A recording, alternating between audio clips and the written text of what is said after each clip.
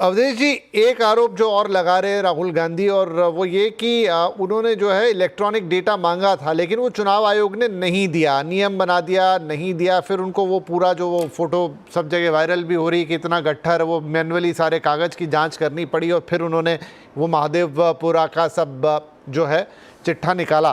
क्या चुनाव आयोग को भी, अगर मान लीजिए इतने बड़े आरोप लग रहे हैं उसके ऊपर, तो चीज़ों को साफ नहीं कर देना चाहिए?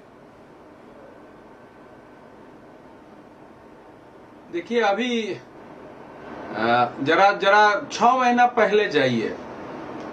2016 से इस देश में ईवीएम को लेकर के जो बहस शुरू हुई, हाई कोर्ट से सुप्रीम कोर्ट तक में ही मामला नहीं गया था। लंदन में, मॉन्ट्रियल में, न्यूयॉर्क में, वाशिंगटन में, कहां उस पर प्रेस कॉन्फ्रेंस और सेमिनार होते थे।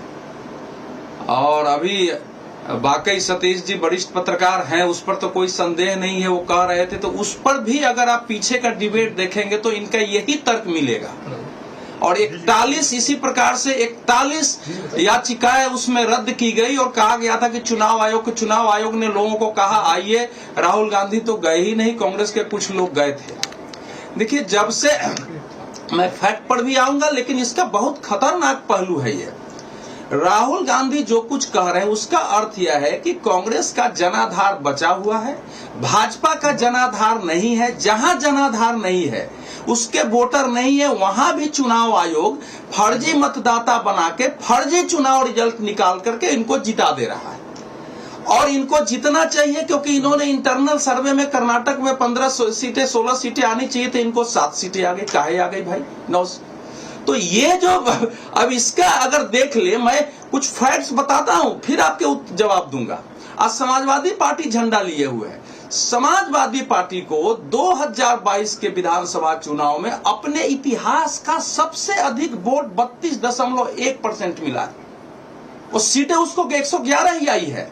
और भारतीय जनता पार्टी का वोट 7% घटा है। वो लोकसभा चुनाव में समाजवादी पार्टी सीट और वोट में रिकॉर्ड बनाया है। उत्तर प्रदेश में 37 सीटें उसको मिली है।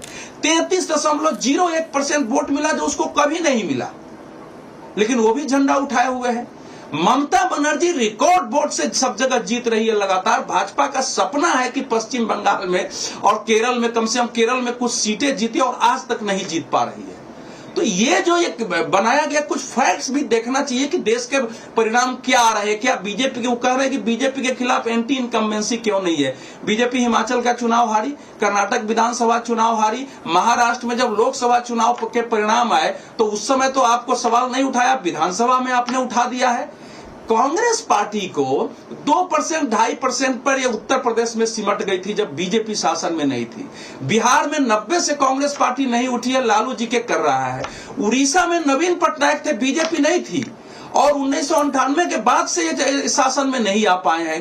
कैसे बात कर रहे हैं आप? आंध्र में देख लीजिए, तमिलनाडु में उनके साथ नहीं रहे तो नहीं, दिल्ली में आम आदमी पार्टी ने आपको बाहर कर दिया, पंजाब में आम आदमी पार्टी ने बाहर कर दिया। और जो कुछ सतीश जी कह रहे हैं, ये राहुल जी का निशाना केवल चुनाव आयोग तो नहीं है ना, राहुल गांधी जी का निशाना बीजेपी है, और साथ ही साथ भारत की संपूर्ण लोकतांत्रिक प्रणाली है। अगर यह साबित हो गया कि भारत में जो चुनाव परिणाम आ रहे हैं वो वास्तविक नहीं है, फर्जी मतदाताओं के द्वारा फर्जी रिजल्ट के आधार पर इस देश में सत्ता बन रही है, तो दुनिया में जो आप सिर उठाकर बोलते हैं कि हमारा दुनिया का सफल लोकतंत्र है, आपका सिर शर्म से झुक जाएगा। तो गंभीर इसलिए कि विचार करना पड़ेगा कि राहुल गांधी को यह तथ्य कौन देता है। अब आपका प्रश्न पहला, चुनाव आयोग ने एक फैक्ट शीट जारी किया है। कहा जा रहा था कि चुनाव आयोग तो कुछ बोला नहीं है। चुनाव आयोग ने बार बार अब तो बयान भी दिया है, लेटर जारी किया है। कर्नाटक के चुनाव ने लेटर जारी किया। चुनाव आयोग ने कहा है कि कोई भी मतदाता या राजनीतिक दल 36 राज्यों और केंद्र शासित प्रदेशों में से किसी की भी मतदाता सूची को डाउनलोड कर सकता है। और ये फैक्ट है, आप भी डाउनलोड कर सकते हैं, हम भी कर सकते हैं।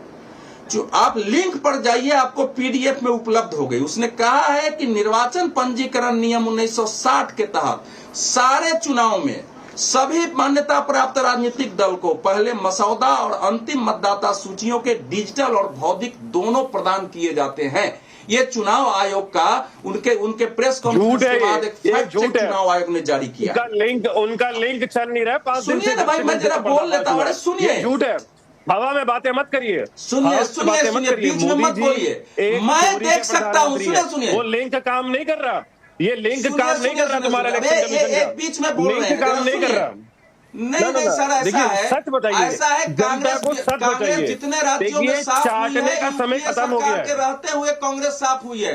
आज चोरी पे चर्चा हो रही है कि प्रधानमंत्री क्या चोरी के वोटों से बना है। आज चर्चा इस पे हो रही है कि इलेक्शन कमीशन चोरी से जिता रही है। हारते रहे, आप कैसे बात कर रहे हैं? हारने और जीत की बात नहीं हो रही, जनाधार देश में खिसक गया और आपको अंदाजा नहीं है कि महाराष्ट्र में एक पार्टी होने से आपको सहयोगी दल की भूमिका, लेकिन मैं अभी बात अपने अधिकार की बात कर रही है। शकुन रानी जो गलत खबर ना दे, गलत न्यूज। चलिए ठीक है, मैं संजय जी के पास आ रहा हूँ। संजय जी ठीक है, मैं एक मिनट, आपस में इस तरह से बात करेंगे तो फिर वो बात कहीं पहुंचती नहीं है। संजय जी एक बात बताइए, आप तो इस पूरी चुनावी प्रक्रिया को कई नजरियों से देखते आए हैं, जो प्रक्रिया है मैं उसकी बात कर रहा हूं। क्या चुनाव आयोग से जिस तरह की बातें इस वक्त की जा रही है कि आपकी वो सूची नहीं डाउनलोड हो रही, वो कैमरे की बात निकली, फिर वो कुछ घंटे गिना दिए गए कि 3000 साल लग जाएंगे, क्या होगा, इस तरह की चीजें कभी आई नहीं, हालांकि इस तरह के संवाद भी कभी पहले हुए नहीं। क्या चुनाव आयोग की चीजों को अगर कहीं किसी के मन में सवाल है या अगर किसी को कुछ जानना है, समझना है, तो उसका कोई मैकेनिज्म हमारे यहाँ एग्जिस्ट नहीं करता है?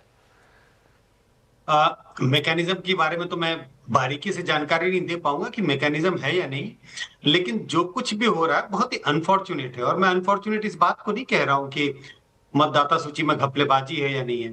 जिस तरह से इलेक्शन कमीशन एक स्टिफ स्टैंड लिया हुआ है और दूसरी तरफ से विपक्ष एकजुट होकर के उन्होंने भी एक स्टिफ स्टैंड लिया है, आज मुझे लगता है एक बातचीत का सिलसिला बन सकता था, एक माहौल बन सकता था जब विपक्षी पार्टियां इलेक्शन कमीशन से मिलना चाहती थी, लेकिन इलेक्शन कमीशन ने ये कहा कि एक डेलीगेशन आए, सारे के सारे नहीं आ सकते। तो एक जो माहौल बन रहा था, शायद कुछ बातचीत होती, वो भी कड़ी टूट गई है। तो दुर्भाग्यपूर्ण है, जो मैंने कम से कम 20-30 साल में तो नहीं देखा, और पहले भी इसके बारे में ऐसा पढ़ा नहीं कि इतना स्टिफ स्टैंड हो जाए। पूरा का पूरा विपक्ष एक संस्था मतलब इलेक्शन कमीशन पर हमलावर है, उनके अपने कारण है। वो कहते हैं हमलावर होने की ये वजह है। इलेक्शन कमीशन को चाहिए कि थोड़ी सफाई देने में थोड़े अपने तरफ से, जो कहते हैं ना, कि थोड़ा आगे बढ़ के सफाई देने की कोशिश करे। लेकिन दिक्कत यह है कि सफाई नहीं आ रही है और बार बार कानून, नियम, धारा का जिक्र किया जा रहा है, जिससे माहौल बिगड़ता जा रहा है और इसका कोई रास्ता सुझाव मतलब दिखाई नहीं पड़ रहा। रास्ता यही है, फिर आप सुप्रीम कोर्ट जाते हैं, सुप्रीम कोर्ट में कल फिर सुनवाई है।